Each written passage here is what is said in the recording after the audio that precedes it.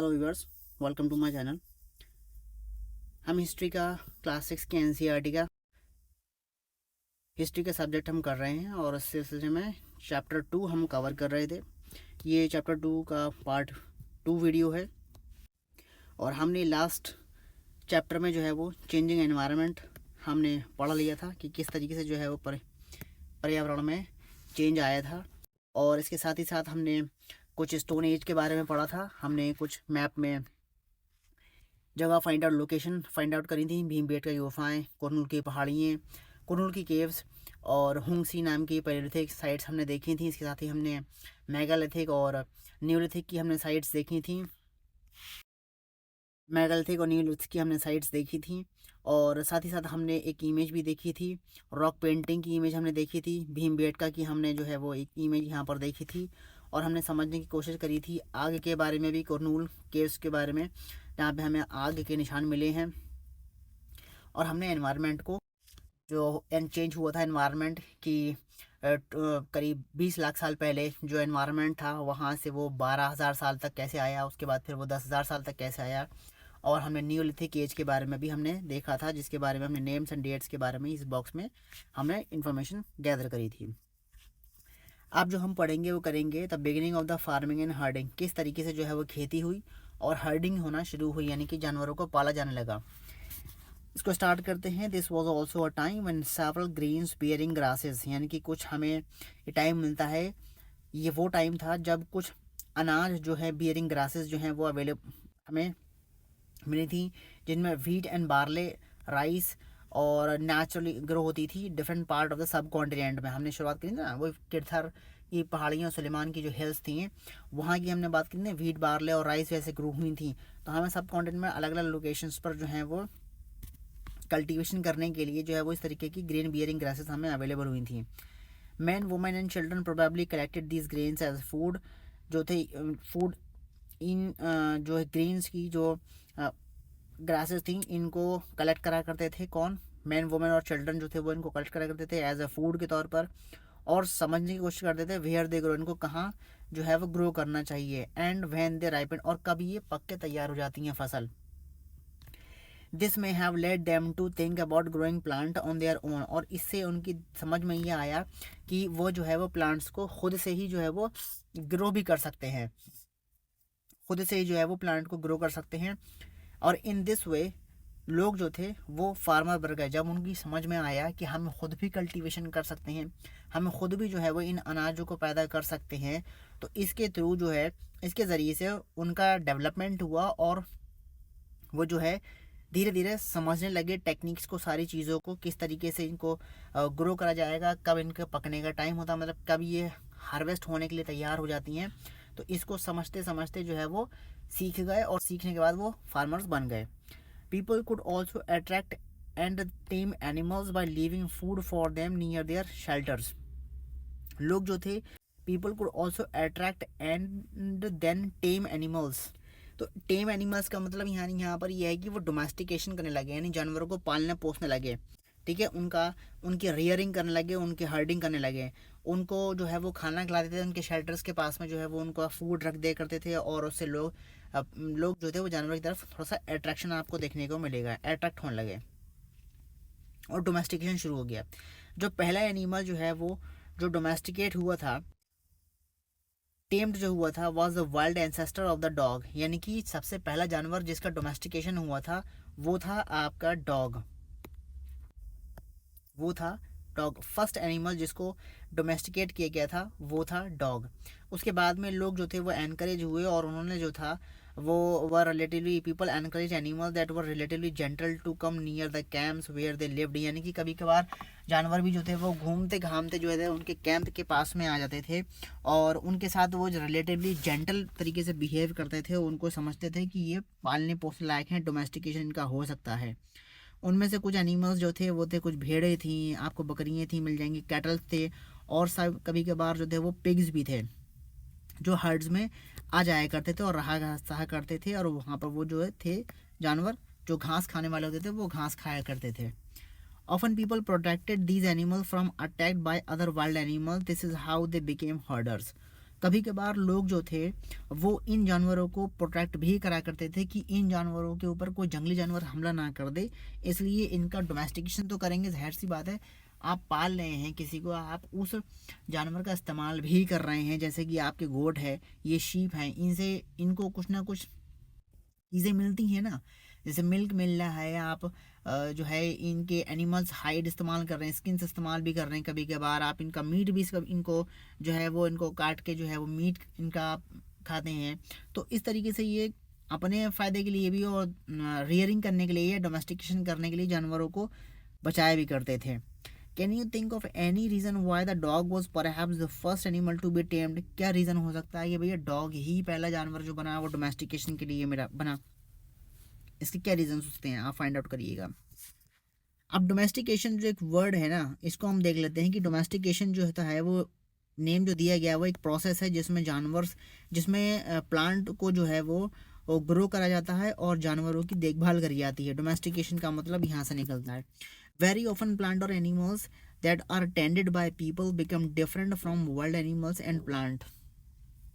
Wild plant and animals, कभी कभार plant और एनिमल्स जो कि tended by the people became different from wild plant and animals, यानी कि जो प्लांट और एनिमल्स ये लोग जो थे वो टेंडेड करते थे, टेंडेड बाय पीपल, वो काफ़ी डिफरेंट हुआ करते थे उन जंगली पौधों और एनिमल्स के मुकाबले में। यानी कि जंगली जानवर और जंगली पौधे काफ़ी हद तक वो अलग थे, और जिनका ये डोमेस्टिकेशन करा करते थे वो जानवर और वो पौधे जो थे वो अलग हुआ करते थे। This is because people select plant and animal for domestication. इसका मतलब ये है कि लोग जो थे, यानी जो पीपल्स थे, वो सेलेक्ट करते थे डोमेस्टिकेशन के लिए कौन सा प्लांट और कौन सा जानवर उन्हें सेलेक्ट करना है। यानी यहाँ पर भी सेलेक्ट कर दिया। अब पालने को तो वो जो है वो जंगली जानवर भी पाल लेते, जिनका हंटिंग वो करते थे, उन जानवरों को भी पालने की सोचते, लेकिन वो उनको ख़तरा था कि इस चीज़ से ख़तरा है कि कहीं हमें ना मार दें, इसको हम पालना सही सही समझते। तो वो चीज़ है कि कुछ सिलेक्शन हुआ करता था कि कौन सा प्लांट हम जो है वो ग्रो करेंगे, कौन से एनिमल्स को जो है वो हम डोमेस्टिकेट करेंगे। फॉर एग्जांपल के तौर पर दे सेलेक्ट करते थे उन प्लांटों को और उन एनिमल्स को वो सेलेक्ट करते थे जो नॉट प्रोन टू डिजीज़, यानी जिनसे उनको बीमारियों का होने का ख़तरा ना हो, उन जानवरों को वो पाला करते थे।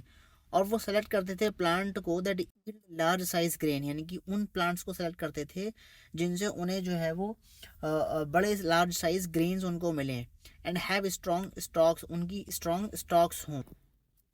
एंड हैव स्ट्रॉन्ग स्टॉक्स का मतलब ये है कि जिनमें आपको बड़ी बड़ी बालियाँ देखने को डंठल देखने को मिल जाए। डंठल मतलब कहने का सेंस है कि जैसे कि जो वीट का जो आप क्रॉप देखोगे तो वो उनकी हाइट एक अच्छी खासी होती है, एक उनकी एक स्ट्रॉन्ग स्टॉक्स होती हैं, ठीक है। तो वैसे वो प्लांट ग्रो करने का सेलेक्ट करते थे, उन प्लांट्स को वो सेलेक्ट करते थे।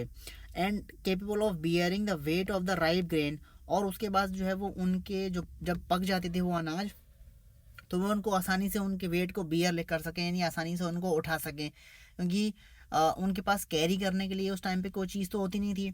तो वो ऐसे प्लांट सेलेक्ट करते थे जिनको आसानी से जो है वो कैरी कर सकते हैं। आगे कहते हैं कि seed from the selected plant are preserved, यानी कि जो सेलेक्टेड प्लांट उन्होंने रखे थे, जो प्लांट वो सेलेक्ट करते थे, उनके सीड्स को जो है प्रिजर्व करते थे, and sown to ensure that new plant and seed will have the same qualities. और उन सीड्स को जो है वो प्रिजर्व रखते थे और कोशिश करते थे कि नए प्लांट जो हैं वो सेम क्वालिटीज़ के साथ जो है वो ग्रो होंगे, यानी उन सीड्स के थ्रू जो है वो हमें वही क्वालिटी के प्लांट जो है वो मिलेंगे।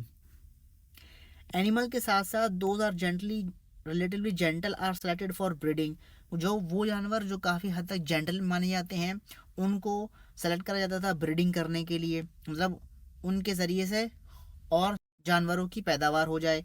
As a result gradually domesticated animals and plant become different from wild animal, और धीरे धीरे इसी तरीके से जब डोमेस्टिकेशन हुआ एनिमल्स का और प्लांट्स का, तो वो काफ़ी हद तक डिफरेंट हो गए वाइल्ड एनिमल से। उनको ये समझ में आने लगा कि ये जानवर जो है वो पालने लायक है और ये जानवर जो है वो शिकार करने लायक हैं।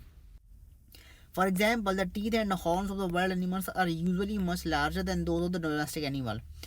एक यहाँ पर बात कह रहे हैं एग्जाम्पल के तौर पे, जो दांत और जो हॉर्न थे, यानी कि जो सींग थे और जो दांत थे, वो जंगली जानवरों के काफ़ी बड़े हुआ करते थे in comparison to the domestic animals, यानी कि जो ये कुत्ते हैं या जो भेड़ बकरियाँ हैं और जो दूसरे कैटल्स हैं जिनको वो डोमेस्टिकेट करते थे, उनमें उन्हें इस तरीके के दांत वगैरह और इस तरीके के हॉर्न्स देखने को नहीं मिलते थे। लंबे लंबे हॉर्न्स देखने को नहीं मिलते थे।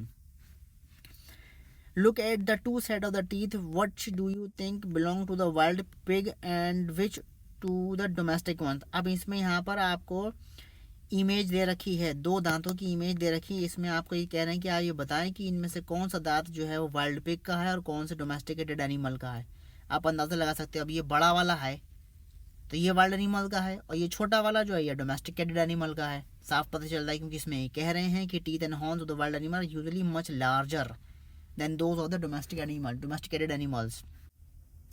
डोमेस्टिकेशन जो है वो एक ग्रेजुअल प्रोसेस था जिसमें that took places in many part of the world के कई सारे पार्ट्स में आपको देखने को मिलेगा। It began about 1200 years ago, यानी कि 1200 नहीं 12,000 ईयर्स अगो, 12,000 साल पहले, यानी कि न्यूलिथिक एज की बात कर रही है। न्यूलिथिक एज में आपको ये स्टार्ट हुआ domestication. Virtually all the plant and animals produces that we use as food today is a result of domestication. यानी जो भी हम आज के टाइम में एनिमल जो प्रोड्यूसेस, यानी जो एनिमल का जो एनिमल से जो हमें मिलता है और जो हम खाना खाते हैं वो सब रिजल्ट है डोमेस्टिकेशन का। Some of the earliest plant to be domesticated जो थे वो व्हीट एंड बार्ले थे। सुलेमान किरथर की पहाड़ियों में जो हमें मिले 8,000 साल पहले की बात बता रहे हैं। क्यों 8,000 साल पहले की बात बता रहे हैं? क्योंकि अब आप सोच सकते हैं कि न्यूलिथिक एज जो है वो 10,000 साल से बाद का है, उस समय के बाद का। और 8,000 साल पहले जो है वो हमें मिले हैं एविडेंसेस कहाँ पर, सुलेमान और किरथर की पहाड़ियों में व्हीट और बार्ले के कल्टीवेशन हुआ करता था। तो आप देखो आ गए हम वहीं उसी टाइम पीरियड पे। द अर्लीस्ट डोमेस्टिकेटेड एनिमल्स जिसमें थे शीप्स एंड गोट थे, ये भी हमने देखा था। चैप्टर 1 में थोड़ी सी ब्रीफ हिस्ट्री दे रखी है, हाउ व्हेन एंड वेयर, इन सारी चीज़ों का सवाल का जवाब दे रखा है। और अब हम उसको जो है वो line up line by discussion कर रहे हैं। ठीक है, जल्दी जल्दी देख लेते हैं आगे क्या कह रहे हैं कि the new way of life, ज़िंदगी का एक नया तरीका, new way of life. If you plant a seed you will notice that it takes sometimes to grow, this may be for several days, week, month and in some cases years. अगर हम plant के seed को देखेंगे हम notice करेंगे कि इसको कुछ टाइम चाहिए होता है ग्रो होने के लिए, कई कुछ दिन का, हफ्तों का, महीनों का, या कुछ केसेस में सालों का भी टाइम चाहिए होता है इनको ग्रो करने का। जब when people begin growing plant, जब वो प्लांट जो है वो ग्रो करते हैं, इसका मतलब होता है कि उनको जो है वो उसी जगह पर रहना पड़ेगा एक लंबे टाइम के लिए, और उनकी देखभाल भी करनी पड़ेगी, उनको पानी देना पड़ेगा, उनको वीड यानी उनको बीज डालने पड़ेंगे, उनको जो है जानवरों से भी दूर रखना पड़ेगा, चिड़ियों से भी दूर रखना पड़ेगा, जब तक जो है वो हार्वेस्टेशन की पोजीशन में नहीं आ जाते। Again they had to be used carefully, और उनको फिर जो है वो इस्तेमाल भी बड़े ही ध्यान से करना पड़ेगा। As grain had to be stored for both food and seed, और उन अनाजों को जो है वो खाने के लिए भी और उनके बीजों को इकट्ठा करने के लिए भी इस्तेमाल करा जाता था, क्योंकि उसी के ज़रिए से जो है वो अगर वो स्टोर करेंगे तो उसी के ज़रिए से जो है वो नए प्लांट, नया क्रॉप जो है वो ग्रो करने में उनको आसानी होगी। उनको तरीके सोचने पड़ेंगे। People had to think of ways of storing, उनको स्टोर करने के तरीके भी सोचने पड़ेंगे।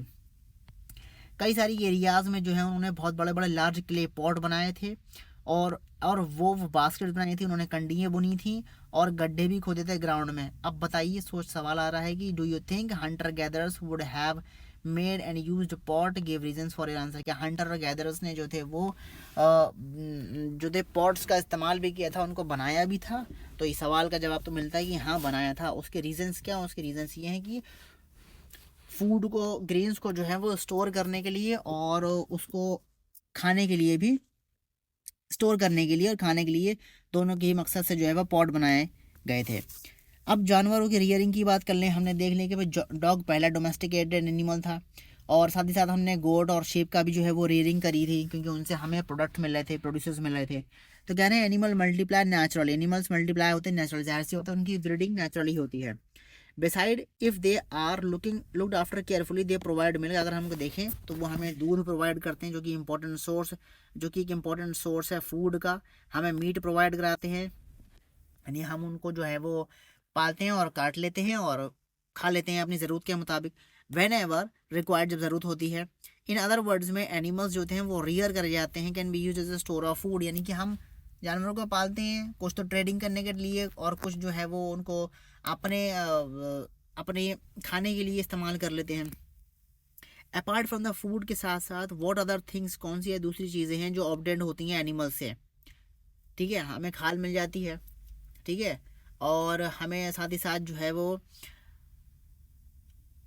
उसके साथ हमें खाने पीने की चीज़ों में जैसे हमें दूध मिल जाता है, ठीक है। और ऐसी बहुत सी चीज़ें हैं। What are animals use for today, animals को आज हम किस लिए इस्तेमाल करते हैं, ये एक कॉमन सवाल है, इसका आपको सबको पता है। अब जानवर तो जानवर सारे ही हैं। अब इसमें डोमेस्टिकेटेड एनिमल में हम बहुत सी चीज़ें देखते हैं, ऑक्स देखते हैं, बुल्स देखते हैं, बफेलोज हैं, काउस हैं, ये सारे जानवर ही हैं। हम आज इनका किस तरीके से इस्तेमाल करते हैं ये हम सब जानते हैं। Finding out about the first farmer and herders. अब फाइंड आउट करते हैं कि जो पहला फार्मर और पहला हर्डर जो था उसके बारे में देखते हैं। अब टर्न टू मैप टू हम देख लेते हैं। मैप टू हमारा पेज 12 पर है, ये है हमारा मैप टू। इसका अब हम देखेंगे कि इसमें क्या चीज़ कही गई है, देखते हैं क्या कह रहे हैं। You will notice the number of blue squares, हमें यहाँ पे ब्लू स्क्वायर्स देखने को मिलेंगे। Each mark a site from where archaeologist have found evidences of early farmers and herders. Early farmers और हर्डर्स के हमें यहाँ पर एविडेंसेस मिलते हैं कौन सी जगहों पर, जो ये हमें ब्लू स्क्वायर्स दे रखे हैं, जो हमें ये ब्लू स्क्वायर्स दे रखे हैं। सही बात है, हम ब्लू स्क्वायर दे रखे हैं, यानी कि ये मेहरगढ़, ये बुरज़ाहोम, ये कोल्डी हावा और ये महागारा, ये चिरांद, ये डवजाली हडेंग, इसके अलावा हलौर, ये पायमपल्ली, ये सारे के सारे जो हैं ये जगहें हैं जहाँ पर हमें एविडेंसेस मिलते हैं काहे के, फार्मर्स के और हर्डर्स के। These are found all over the subcontinent में हमें ये मिल जाएंगे। हम देख चुके हैं सारे सब कॉन्टिनेंट में हमें मिल रहे हैं। कौन सी कहाँ मिल रहा है, देखिए ये आपको अफगान पाकिस्तान का रीजन मेहरगढ़ मिल रहा है, ये आपका जम्मू एंड कश्मीर का बुरज़ाहोम में है, ये यहाँ पर बिहार का चिरांद में है, ये कुछ हद तक यूपी और मध्य प्रदेश के आपको एरिया से मिल जाएगा। ये नॉर्थ ईस्टर्न का जो रीजन है आपका वो हमें यहाँ मिल जाएगा। नॉर्थ ईस्ट में आपको ये असम का रीजन आपको देखने को मिल जाएगा।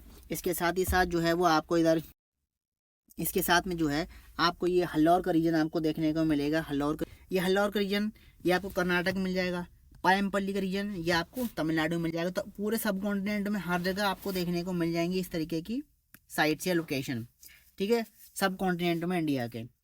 सम of the most important ones are in the north west में आपको देखने को मिल जाएगी। In the present day Kashmir का जो नॉर्थ वेस्ट एरिया है आपको यहाँ पे बताया हमने आपको। कौन सी बात कर रहे हैं, बुरज़ाहोम की बात कर रहे हैं। ये एक खास इंपॉर्टेंट साइट है, इसको आप नोटिस करिएगा, बहुत ही इंपॉर्टेंट खास है, इसको नाम याद रखिएगा। सब कॉन्टिनेंट में आपको ये देखने को मिल जाएगा। And in the east and south India, east में और साउथ इंडिया में, यानी ईस्ट में आपके जो हमने बताया अभी हमने साइड देखी थी, ईस्ट में ये दजाली हांग ईस्ट में, और साउथ में हल्लौर और ये पायमपल्ली, ये इंपॉर्टेंट साइट हैं। To find out whether these sites are settlement of farmers and herders, scientists study evidences of plant and animals bones। यहाँ पर उन्होंने plants and animals की स्टडी, ये बोन्स की स्टडी करी है, एविडेंसेस को पढ़ने की कोशिश करी गई है कि दी साइट जो है वो फार्मर्स और हर्डर्स के लिए जो थी वो एक सेटलमेंट थी। One of the most exciting find includes remains of burned grains, यानी यहाँ पर जो है वो आपको एविडेंसेस मिले हैं कुछ अनाज के, जो जले हुए अनाज थे उनके, आप यहाँ पर जो है वो एविडेंसेस मिले हैं जो बताते हैं कि यहाँ पर जो थे वो एक तरीके से ग्रेन्स जलाए गए थे। दीज में हैव बीन बर्न एक्सीडेंटली और इन पर्पस, हो सकता है अभी इसका रीज़न नहीं पता कि ये किस उद्देश्य से जलाए गए थे, या तो ये एक्सीडेंटली जल गए या इनको जलाया गया, इसके एविडेंसेस नहीं मिलते, लेकिन एविडेंसेस मिलते हैं कि यहाँ पर हमें जले हुए अनाज मिले हैं। साइंटिस्ट आइडेंटिफाई कर सकते हैं इन ग्रेन्स को, and so we know that the number of crops were grown in the different part of the subcontinent के डिफरेंट पार्ट्स में जो नंबर ऑफ क्रॉप्स ग्रोन होती थी उनके बारे में हमें यहाँ पर जानकारियाँ मिल सकती हैं। They can also identify the bones of different animals के बोन्स को भी जो यहाँ पर वो है आइडेंटिफाई करा जा सकता है। आगे कह रहे हैं टूवर्ड्स अ सेटल लाइफ। मुझे लगता है मैं इस वीडियो को यहीं पे रोक देना चाहिए, क्योंकि वीडियो जो है वो अच्छा खासा 20-25 मिनट का हो चुका है और ज़्यादा लेंदी हो जाएगा तो फिर मज़ा नहीं आएगा। तो इस वीडियो को मैं यहीं रोक देता हूँ, क्योंकि अभी चैप्टर थोड़ा सा और है आगे जिसमें कम से कम मुझे 15 मिनट लग सकते हैं, और तो वीडियो बहुत लेंदी हो जाएगा, इसलिए हम इस वीडियो को यहीं रोक देते हैं और हम पार्ट 3 में टूवर्ड्स अ सेटल्ड लाइफ को हम